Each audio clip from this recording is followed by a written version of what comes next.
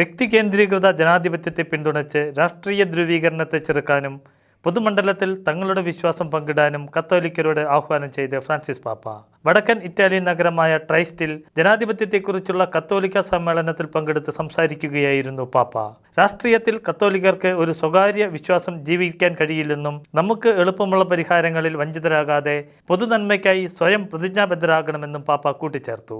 കത്തോലിക്ക സാമൂഹിക സിദ്ധാന്തങ്ങൾ പ്രോത്സാഹിപ്പിക്കുന്നതിനായി ഇറ്റലിയിലെ കത്തോലിക്ക സഭ സംഘടിപ്പിക്കുന്ന വാർഷിക പരിപാടിയായ 50ാമത് സാമൂഹ്യ വാരത്തിന്റെ സമാപനത്തോടനുബന്ധിച്ചായിരുന്നു പാപ്പായുടെ സന്ദർശനം. ജനാധിപത്യം എന്നതായിരുന്നു ഈ വർഷത്തെ സമ്മേളനത്തിന്റെ മുഖ്യ വിഷയം.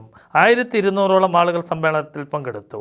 ക്രൈസ്തവ പ്രതിനിധികളുമായും ഒരു കൂട്ടം കുടിയേറ്റക്കാരുമായും വൈകല്യമുള്ളവരുമായും പാപ്പ ഹ്രസ്വമായ കൂടിക്കാഴ്ച നടത്തി. ട്രൈസ്റ്റിലെ യൂണിറ്റി ഡി ഇറ്റാലിയ സ്ക്വയറിൽ പാപ്പ വിശുദ്ധ കുർബാന അർപ്പിച്ചു.